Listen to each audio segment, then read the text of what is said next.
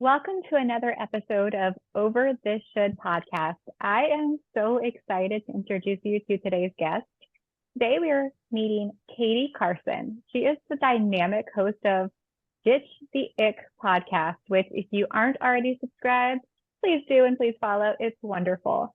Katie is a seasoned expert in navigating modern dating landscape. She offers invaluable tips and career advice tailored to millennials and Gen Xers. With her insightful and often humorous approach, Katie's built a supportive community for singles looking to thrive in their personal and professional life. Her podcast, Ditch the Ick, has become a go-to resource for those seeking to understand the intricacies of dating apps, setting healthy boundaries, maintaining a positive outlook amidst the ups and downs of single life. Katie's own experiences and candid storytelling resonate deeply with her audience, providing them with practical advice and a sense of camaraderie.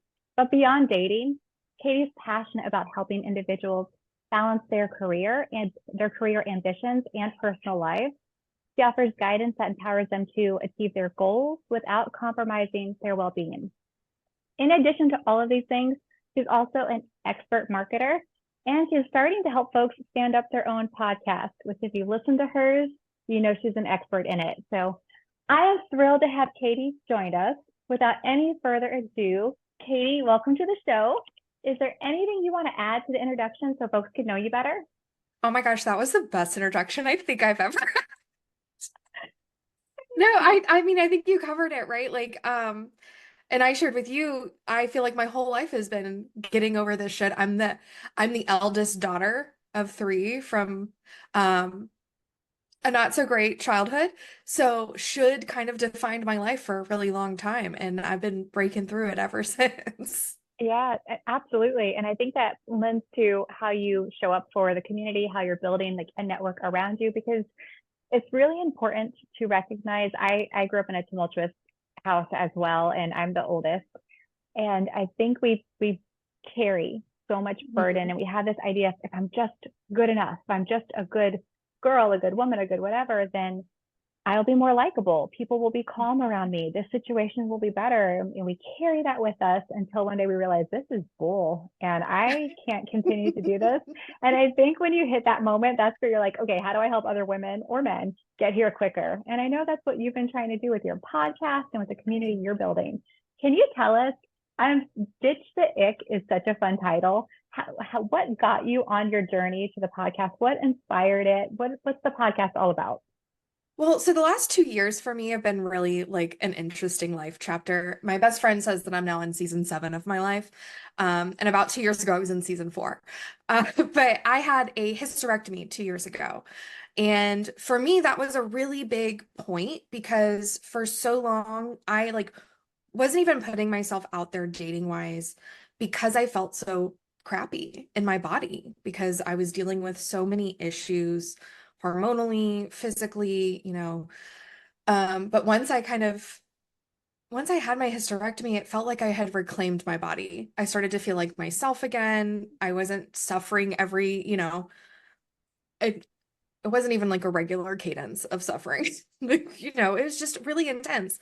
And so I was able to really it really forced me to take a look at my life and where it was. And I've had a few of these moments throughout my life, but it was one of those moments where I was like, is this the life that I want? Is this a life that I feel suits me? Is it a life that's aligned? And it wasn't. And so it was then that I left corporate and went to entrepreneurship. So it's been almost 2 years now, which is wonderful. And then shortly thereafter, I started dating again, which has been an absolute adventure because especially after 10 years out of the game, like the game has changed so much. And being in your mid to late 30s and starting dating again is really weird. It's just strange. And so I was having all of these just wild experiences and stories, and people didn't believe me. And the trailer for my podcast, I share this, but I had somebody open at the beginning of my dating journey with, are you into fisting? Like that was the opening question that they had, not hi, not how are you? And I was just like, is this what life is now? No right? Like, foreplay, just straight to the question. no, just straight to it. We're just diving right in. And I mean, you know what? Fine. I'd rather know certain things before I waste time, but like that's aggressively right off the bat. Um, and so my friends kept telling me I should start a podcast and I should be sharing these stories. And I got connected with my podcast manager, and I've actually joined her team now, but she does these strategy calls that are free and they're just 90 minutes. And you just like pick her brain and talk out your podcast. And she really kind of helped me land on it because I was telling her all of my icks that I didn't know I had until like they showed up. Like just certain things that just kind of make you like cringe.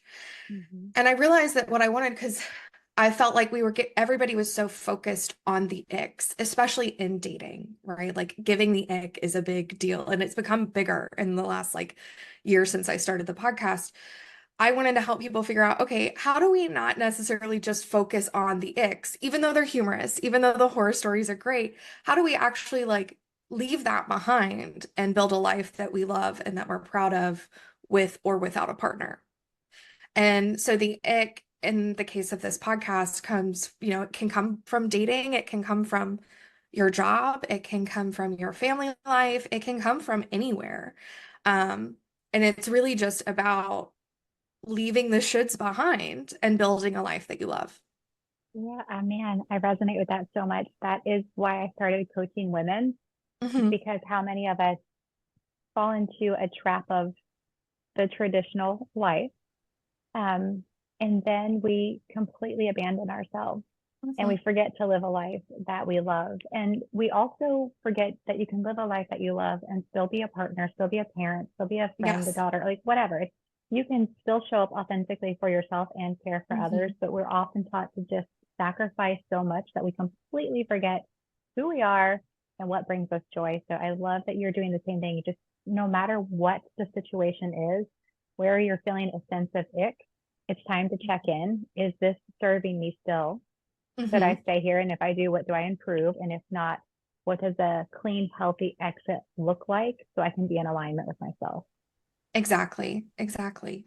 And I think that that's such an important piece of my personal journey too, right? Like, and you probably know as well as an oldest daughter from, from somewhat traumatic childhood, you learn at such a young age to be what you think is needed or what is wanted, that like it's almost like you don't even know what authentic you is. So it's Mm-hmm. easier to keep up those masks and those pretenses instead of digging deep and like figuring out, because it's kind of scary to admit that you really don't know what it is that you want or what it is that you need. And I remember I interview really well for jobs.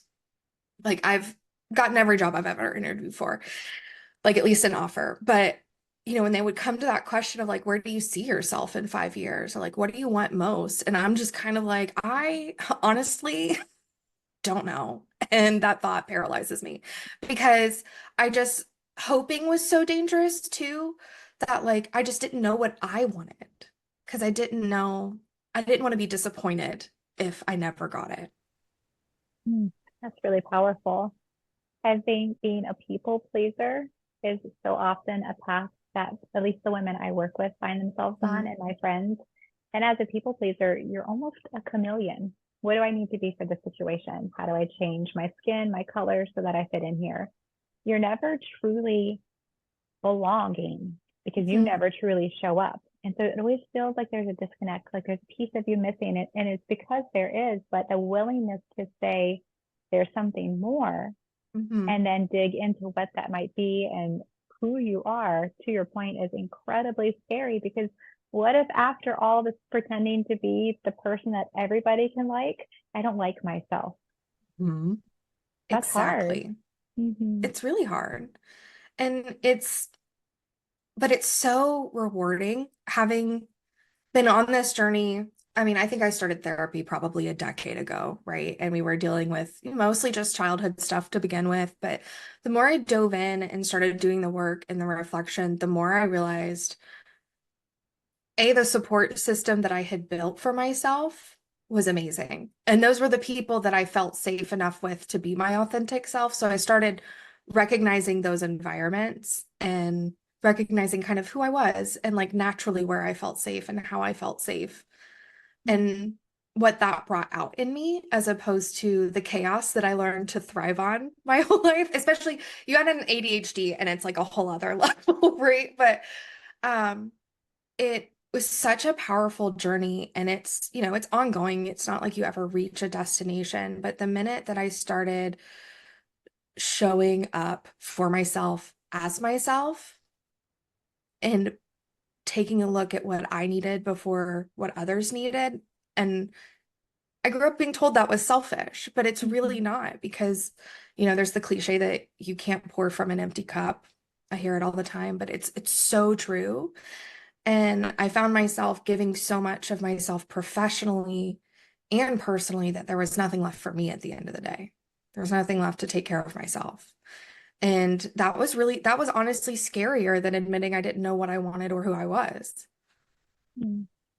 So now that you feel like you're more in alignment and you have Mhm. this authentic awareness of who you are, you've done the hard work that's involved in that.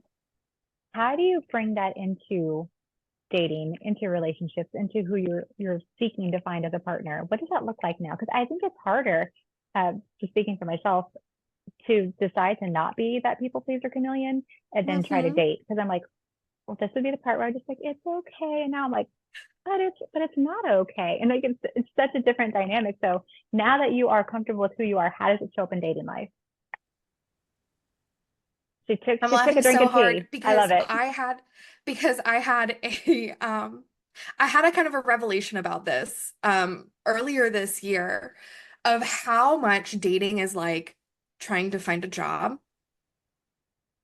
and how dates often feel like a job interview where you have to put on this self that you think they want to see that will land the job, right? Without often thinking about, do I actually even want this job? Or am I just doing it because I'm scared of X? Or like, what is my why behind what I'm doing? Am I downloading the apps because I want a dopamine hit? Or am I actually looking for a partner? And understanding that self-awareness and being curious about your own motivations is so important when it comes to dating and dating authentically, especially because, you know, if you're honest with yourself, like, hey, I'm just downloading the apps for a dopamine hit, you know what that is. Your expectations are managed. You're not like, well, this guy's obviously going to be the love of my life. But you know a little bit better what's going on. Um, so self-awareness is probably the key for me, the number one thing. And then after that, it's recognizing that just like a job, not everybody is gonna be a fit. I don't know about your professional career, but I have taken many a job that I thought was going to be amazing. And on paper and in the interviews, it sounded like the job of my dreams, only to Right. find out very quickly that it was not. But there are certain things you don't know until you're in it, right? Mm-hmm. And being able to recognize that, whether or not you have a good first date or whether or not you hit it off with this person is not a reflection on who you are or your value as a human. And that was a lesson I had to learn first professionally before I could bring it into my dating life. Because for a long time, I defined my worth by what I did, how I did it, what were my achievements. Like I worked at McKinsey, I worked at the CIA, I did all of these super cool things. But like at the same time, those things were what I was allowing to define me and not who I was, not like who I actually was. And I think a lot of people get into that with dating, especially I was raised very conservative evangelical. So it was very much purity culture, peak purity culture, 90s, you date to marry. And so I think what that did us a real disservice, especially as women, because in our minds, it's like, well, if this date doesn't lead to marriage, then it's a failure. Mm-hmm. And that's not the case. And I've seen a lot of my friends that I've grown up with, my best friend and I, we've been friends since we were 13 and 14. And so we've seen each other go through this journey, and I see sometimes, because she's still struggling with that mindset of marriage is like the end all Mm-hmm. be all because that's how we were raised, or, if we're dating to marry, then this date didn't go great. So clearly I'm never going to Right. find someone, like those types of Right. internalized spirals. And it breaks my heart because not everybody's gonna be a fit. Mm-mm. Not Yeah. everybody's your cup of tea.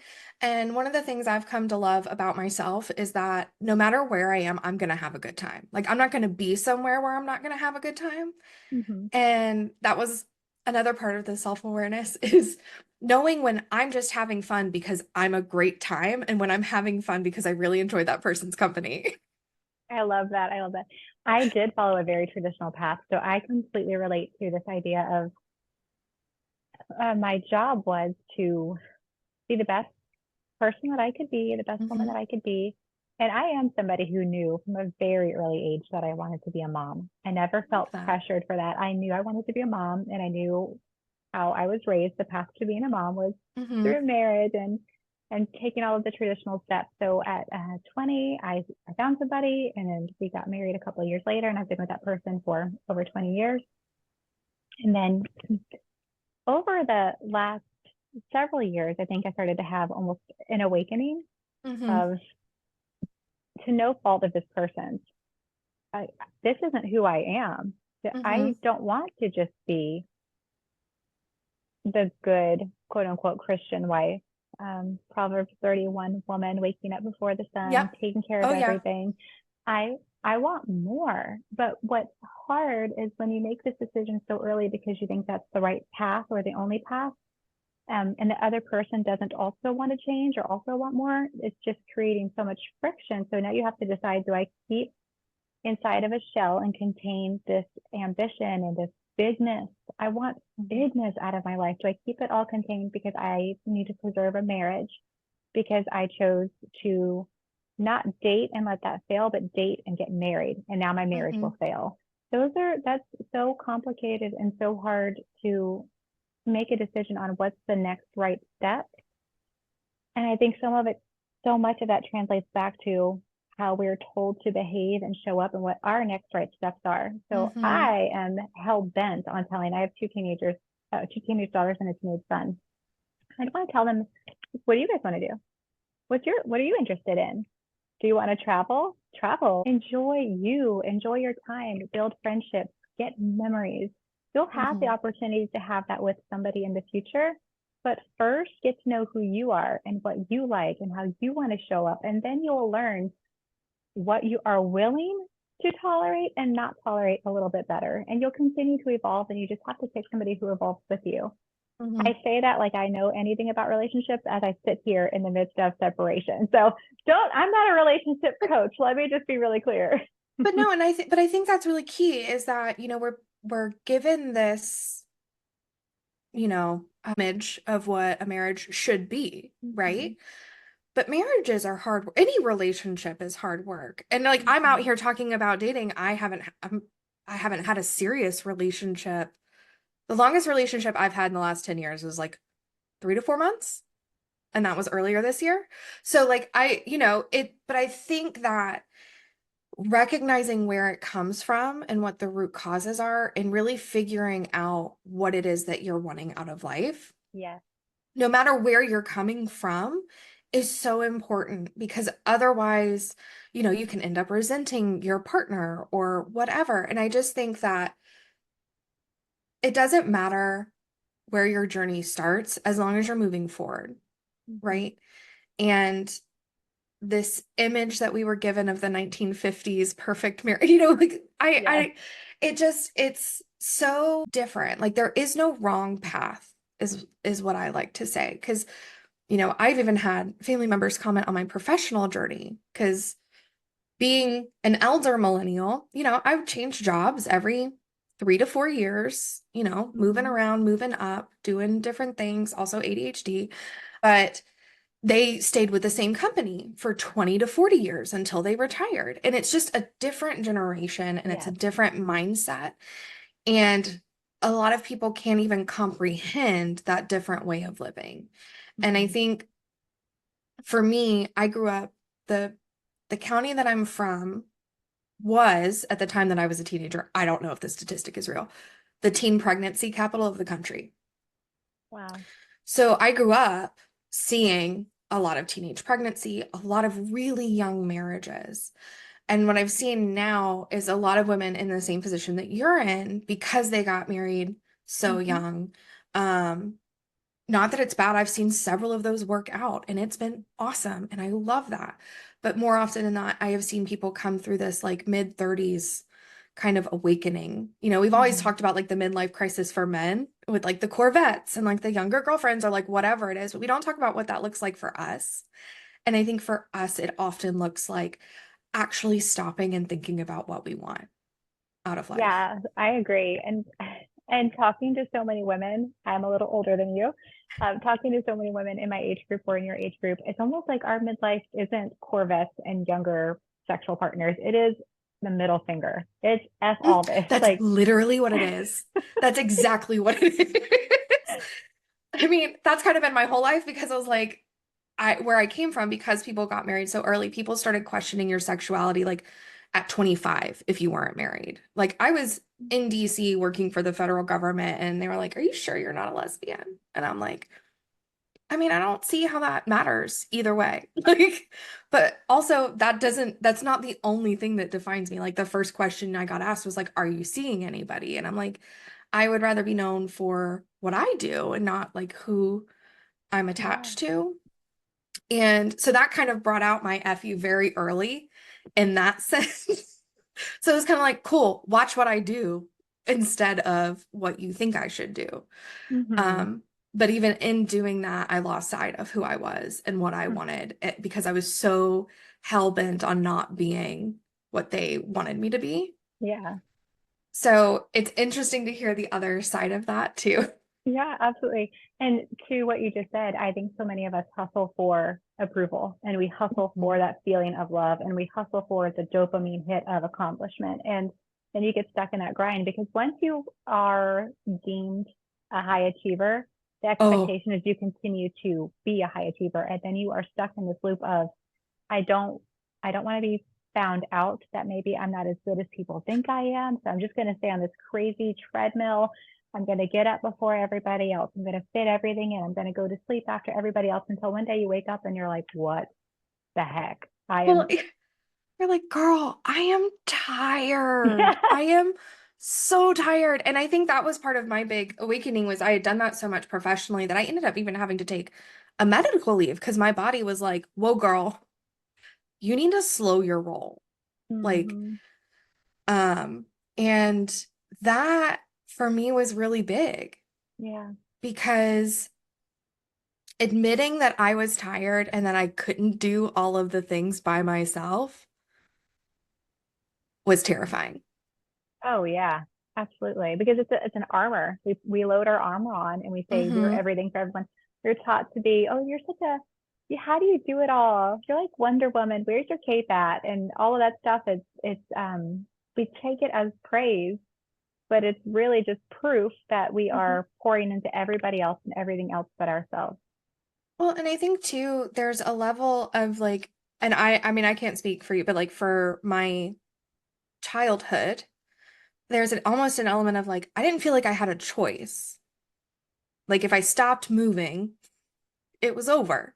If I was stopped moving, I had to face everything, or, Mm. I didn't feel like I had a choice but to like pack my car up and move to DC after college because there weren't jobs to be had in Florida. People were like, I don't know how you did that. And I'm like, I don't know how I wouldn't have. They're just, Yeah. it just worked out. And so now that's one of the things I'm so passionate about is I've had friends tell me these things, my whole life. I don't know, you've changed industries, like I don't know how you do it. And so it's become something I'm really passionate about is helping. It started with just helping my friends kind of see what was possible with their career. I mean, Hmm. like, hey, you're not stuck being X your whole life. I know it feels like that, but you do have options, you do have opportunities. Let's get creative about how to make this dream come true, right? Hmm. I had a friend who she had she went to Bible college.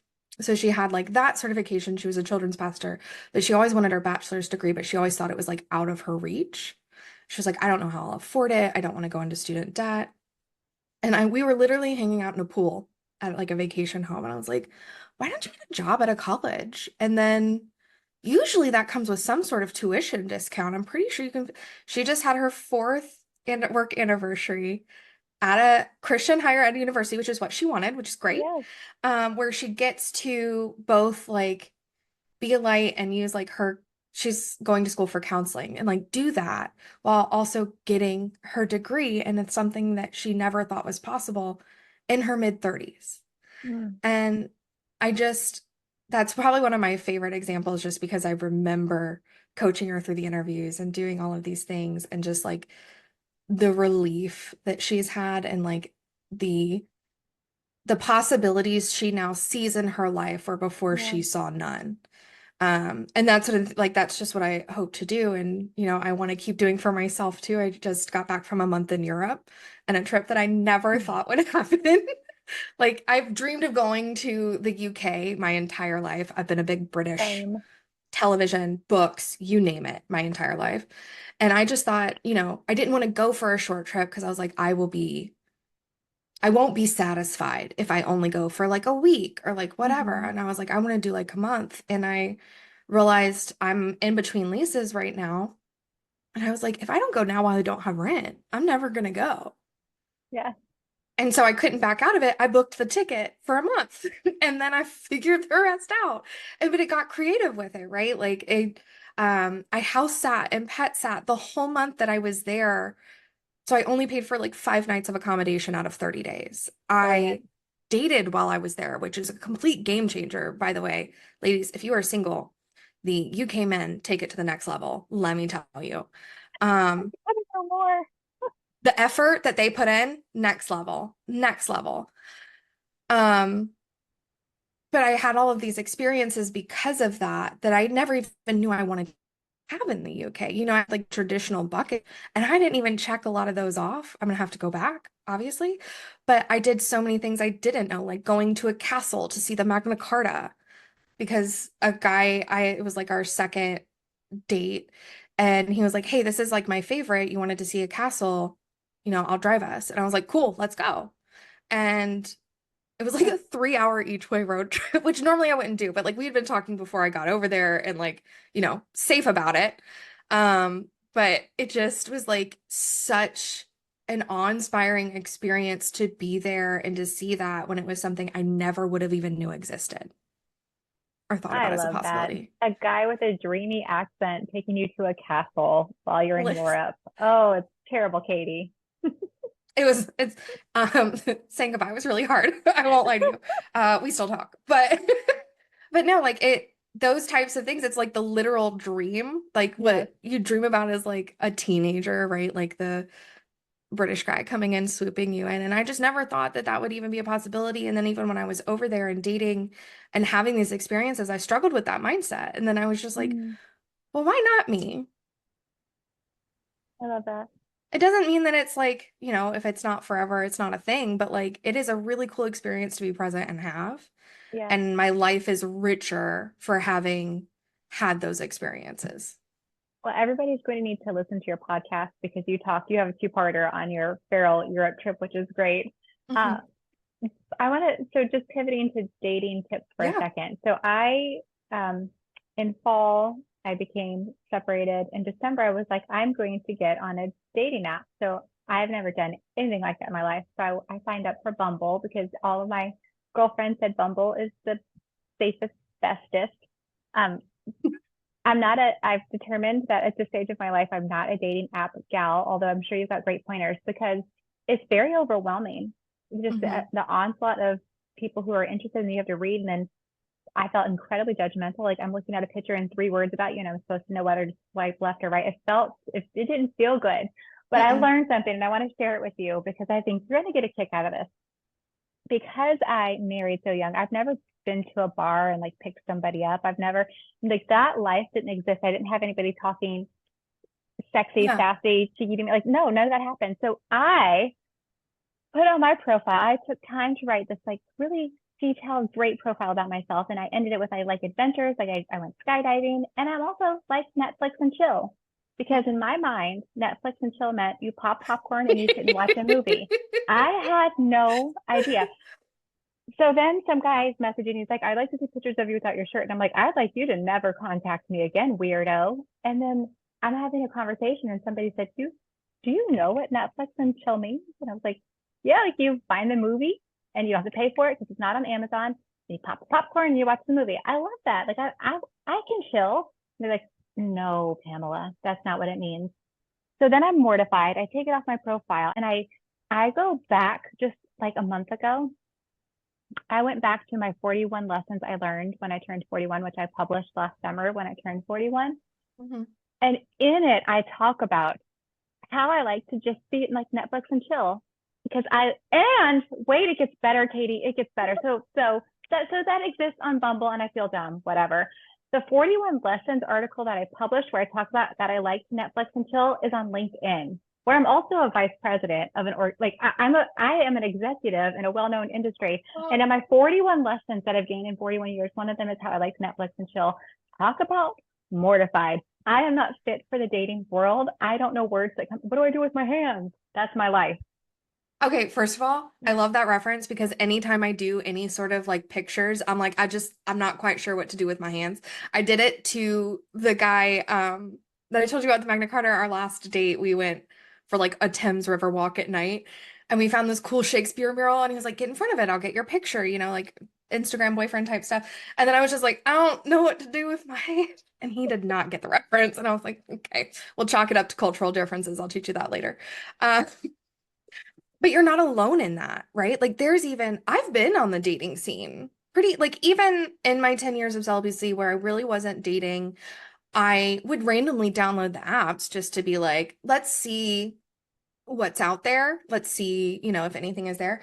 And I've been actively in the online dating world since 2009. So 15 years.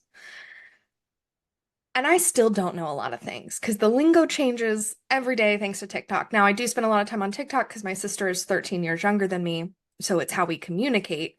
But it's really hard to keep up with. And at least, on LinkedIn, there's probably a lot of people on there who also don't know that Netflix and chill means that. Because I'll tell you, being the target audience for that phrase specifically, I thought the same thing for a long time until I saw like a meme or something. And I was like, wait, is this not actually hanging out and like just lounging around in your PJs all day and watching Netflix? Because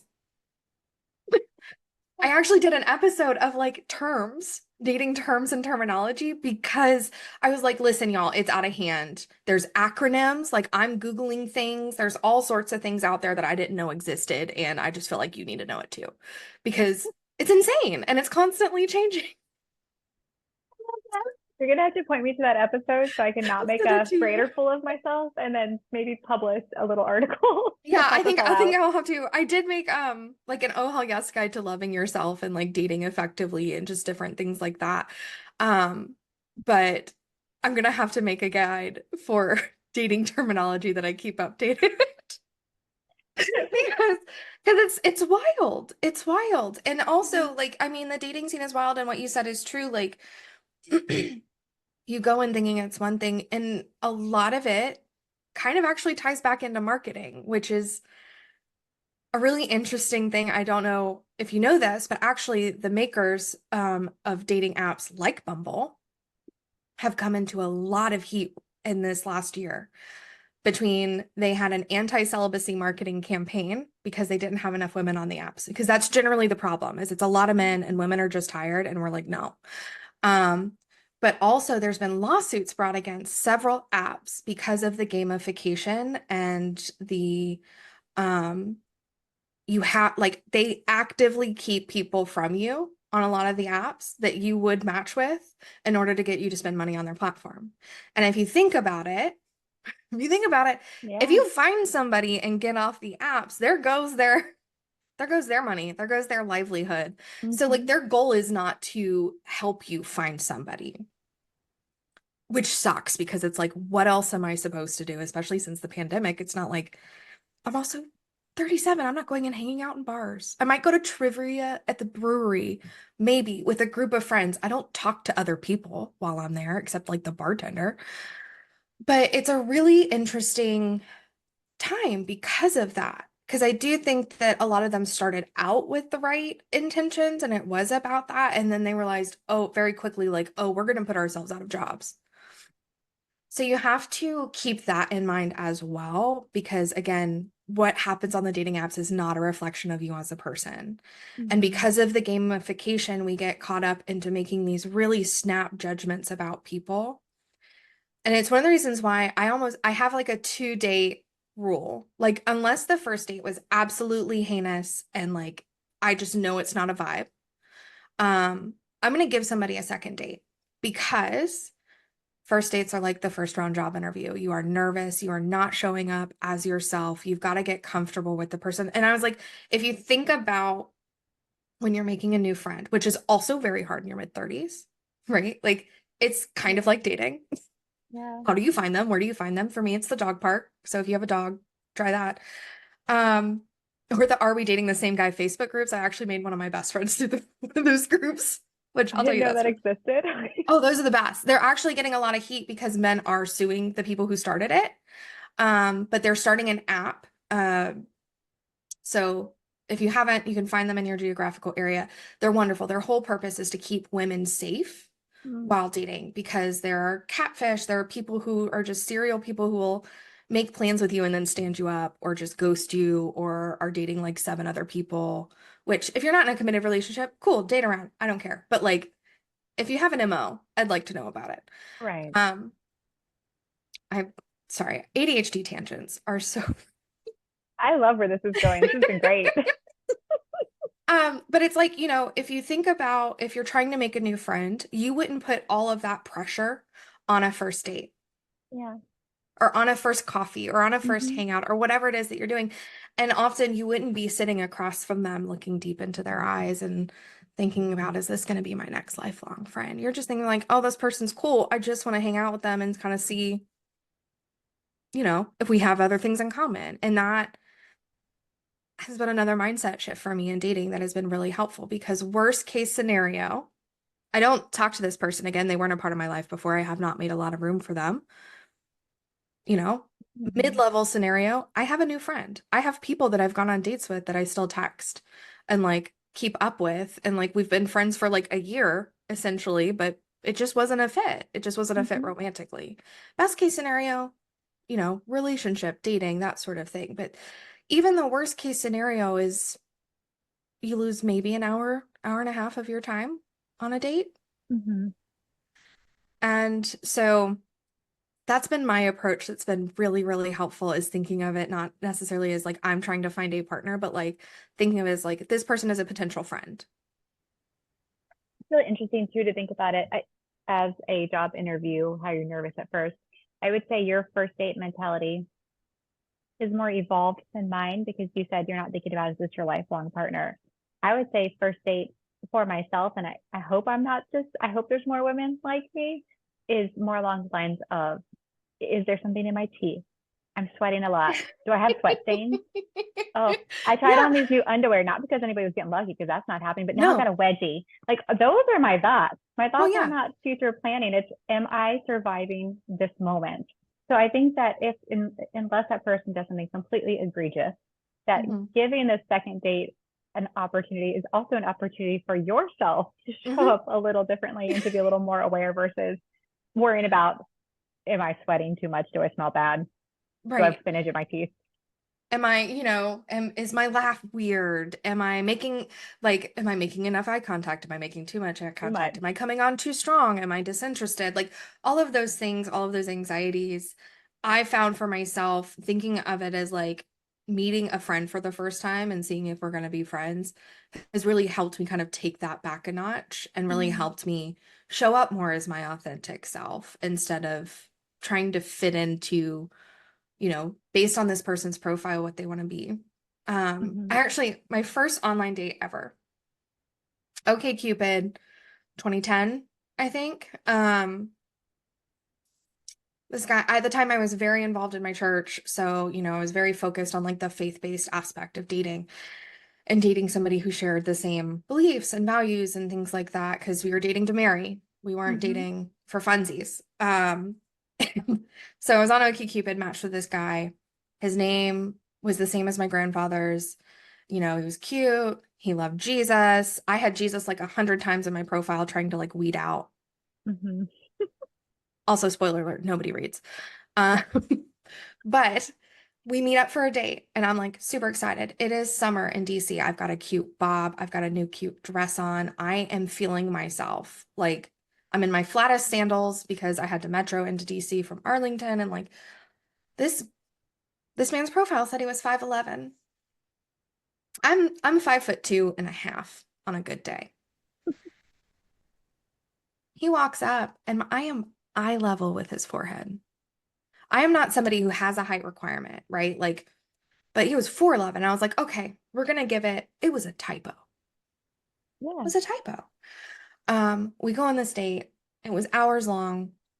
Not having, he was a lobbyist, talked a lot about himself, but he made his life seem like all he did was like sit at home and read his Bible and like watch 90s sitcoms and like go to work. And I was like, that's not really my vibe. Like I like to live life, like I do a lot of things, like, whatever. And he was like, Hmm. okay, I gotta go after like a couple of hours.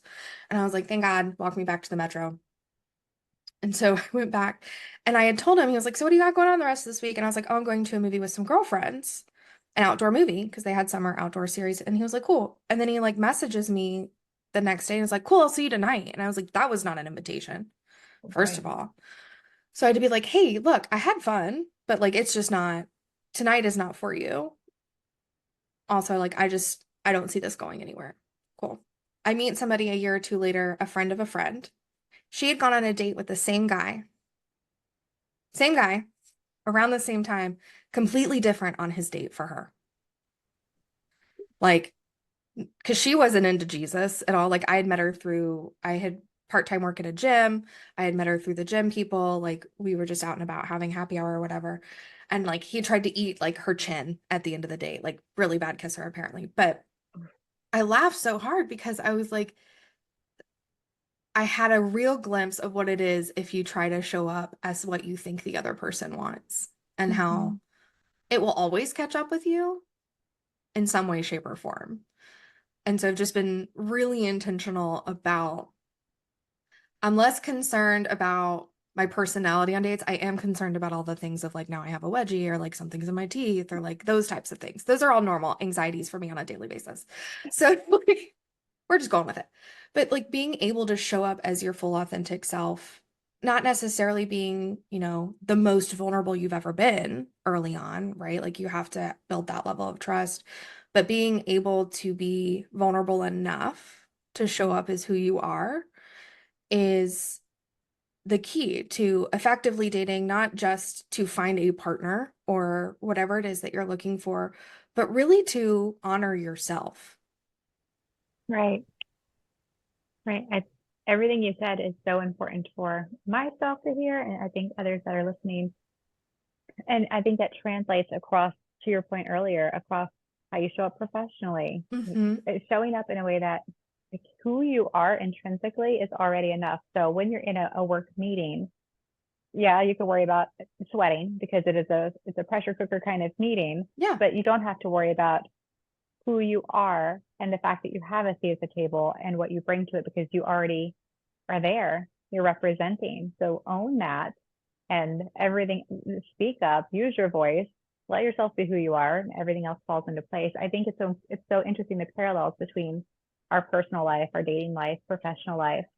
Mhm. And I am curious, working in DC, I've been in government contracting for 20 years now, so definitely my space. Working for McKinsey and really big think tanks, from what it sounds like. How are you taking that corporate experience that you do have and deploying it in the podcast and with others' lives?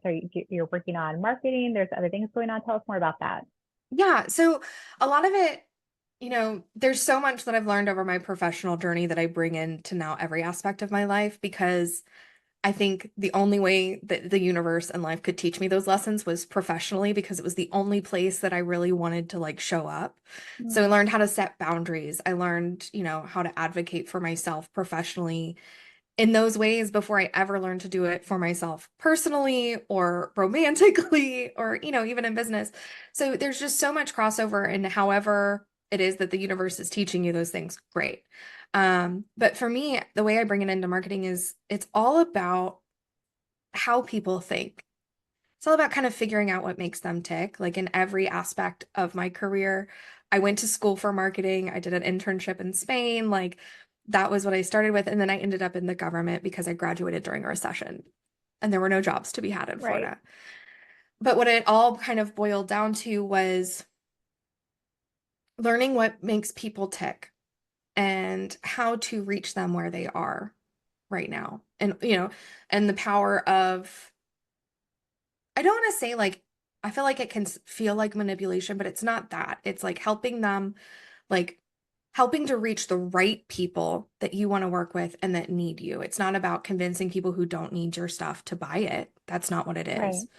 Same thing as like, it's not like convincing every person you date that you're the love of their life. That's not what Hmm. it is. It's about figuring out how to recognize the fit and the real underlying reasons of why it's a fit. Because, the surface level may seem the same. Oh, you're having problems getting clients, right? But underneath it may be because like, hey, you're pushing so hard on Instagram but like all of your clients are actually on LinkedIn or, you know, your email list or Hmm. wherever it is that people are looking for you is where you need to be. So it's marrying what feels good for you with the data of like where people are and what they're looking for. And I really like that because it's the way I've like married my intuition with like my right brain logic, like operational side. Hmm. Because there are things that you're like, I just have a really good feeling that like I want to post this. Cool, do it. Awesome. But also, like, if you're going to be putting all of your effort into something, into showing up consistently on, like, I always say, like, start with one platform, whether it's email, LinkedIn, wherever, pick one based on where you think Hmm. your clients are and stick with it consistently before you try to be everywhere else. Because if you try to be everywhere and be everything to everyone, you're going to burn out. Just like Yeah. professionally for myself, I did that a lot. Um, and that is the key to both marketing and podcasting. And I think a lot of people, for me, podcasting and adding that into my skill set has been another possibility that I just don't think people think of because people immediately think Instagram, they think Facebook, they think LinkedIn, they think paid ads or email, but not a lot of people are thinking, oh, like I can use a podcast Right. to help build that like no trust factor that you need to help build that authority Hmm. and to use that, to reach a wider audience, to build a community, right? But also use that to build your business and to achieve Hmm. your goals. Hmm. And I think that it's really, really important to take that holistic view and not just think that the world consists of this one little sliver of things Hmm. because it's the loudest. Yeah. And to build on that, what I've learned in my journey is when you are willing to ditch the people pleaser, when you are willing to show up authentically, your message naturally attracts your clients and Hmm. detracts those that aren't for you. So showing up authentically and not trying to please everybody makes a big difference in how you market yourself. And the other thing I've recently learned, my material is pretty innocuous. I Hmm. really just approach things with how do we reframe mindset? How do we Yep. stay positive? I have humor about corporate life because I've been in this gig for so long. But I recently remixed, and this is a little convoluted how it all Yeah. happened, so hang with me. I remixed a Stitch reel. Okay. Yep. So I the Stitch was the first one was this gentleman. I'm going to use that loosely, saying girls who don't want babies are red flags. And the guy I Oh. remixed with was like, oh yeah, real red flag. Don't ask her about her goals and ambitions. And because I was having a lazy day and I really liked the guy I remixed with message, I just sat in the corner and I was whipping up my coffee and I'm like listening to it. And it was just an easy reel to make, right? And it was fine. It just did its thing. It got its normal amount of likes of my content, Hmm. all good. And then somehow it fell into an Instagram algorithm hellhole where it's like pulled up all of the men folk who want to tell women that um Uh-huh. to be nice, that we're narcissists, we are self-serving, our job is to procreate. I Hmm. mean, we're gonna have miserable, lonely Oh. life. Good luck being a cat lady. I mean, it's pulled out the woodwork of nasty. And Uh-huh. what that's been so interesting, I got a little irritated and I kind of made a counter video to it, which is far beyond what I would normally do because I do try to remain a little neutral. Like I've got Yeah. my passions, but neutral. I tell you what, that's just a few days, and I think I've got like 500 more follows. Not that Hmm. that should be the driving factor of getting the follows. That's not why I'm saying this. I'm saying when you show up and you're like, "F this," who do you think you are coming on my page saying what? That shows up differently, and that starts to connect you to the other women who are like, "Yeah, F him. I'm with you, lady." And but it repels the people who are like, "No, your job is to have a baby. I'm not going to follow you." Okay, bye. Right. Yeah. And I think we get so caught up in like our number of followers and our audience, but like I know people who have 1,000 followers or less who make a buttload of money with clients from Instagram, even though they don't have a buttload of followers. Mm-hmm. Like it's more about the alignment than it is the volume. It's quality over quantity. Mm-hmm. And I think once you learn that lesson, both dating professionally, business wise, whatever, it is a real game changer because you are less tired because you're spending less effort. You are attracting the right people that are aligned, and it feels good. Like it Yeah. doesn't feel like a slog. And I had a similar thing because I had a TikTok that I stitched, and it was the guy being like, "What is your plan B if nobody marries you?" And I was like, "That's bold of you to assume that that was ever plan A." Like, bold, very bold. I Or love even that. even with the controversy of like this year's sexiest man alive and like who they picked, and we were like, it was those types of things where it's just like it honestly didn't even have anything to do with my business or what I do. It just resonated with me, and I was like, I think this would be fun, and I have time. And those types of things are the things that do the best often. Right. Because if it resonates with you, it's going to resonate with your ideal Mm-hmm. client as well. And so I Mm-hmm. think that's a lesson that's really important to know. Mm-hmm. You It's not all about are sales, sales, sales. no, it's building relationships and then know, like, and Mm-hmm. trust, like you said before, but building relationships is so important in what we're doing and word of mouth and having Mm-hmm. opportunities to be on other shows. Like it's just, Oh, absolutely. it matters. It really does. And I think that is, collaboration over competition always. I Yeah. think we get pitted against each other often, especially as women with like Mean Girls and things like that. But you always get more by collaborating than you do competing. So we can just keep talking for hours because yes to everything you just said. And I think when women start to realize you can get a seat at the table and then make Hmm. a bigger table, you can Hmm. you can here's a folding chair, my friend. Like this it's because it's government contracting IT, you've been in this world, it's 23% female leadership. Yep. That's nothing. It's a Mm-mm. drop in the bucket. So in many meetings I'm in, I am the only female, or there might be one other one. So my job personally is to figure out how do I bring more women to the table. Representation matters. The more you see women in those type of meetings, events, Hmm. opportunities, the more you believe it's possible for you. And then how do Hmm. I create more male allies so that there's so many great men that I've got to work with, so many mentors I've had, and making sure that there's no unconscious bias. Like a woman can Hmm. do the CFO job as well as a woman could do the HR job, right? Hmm. We don't have to just have the warm and fuzzy maternal type jobs, although we Right. kick butt at those too. We are capable of so many things that you have to create the opportunity. So as a female, when you get the opportunity, kick the effing door down and make room for other women. And as a male ally, look for the right candidates, not just for the boys who golf with you. Right. Exactly. Exactly. We This could has do been this so fun. forever, but I need to respect your time. So you got to come back. The last Love to. question the last question I normally ask guests is, what is your favorite quote and why? So I had like two that immediately came to mind. One is from my therapist, and one is from Oscar Wilde, who's an author. So the Oscar Wilde one is be yourself because everybody else is already taken. But the one from my therapist that has really changed my life is clear is kind. And whether that's navigating the dating world or professionally or personally, like being really clear and honest about where you are instead of like ghosting or like avoiding conflict is actually way kinder than Mm-hmm. if you're concerned about hurting somebody's feelings, being like, hey, this isn't a vibe for me.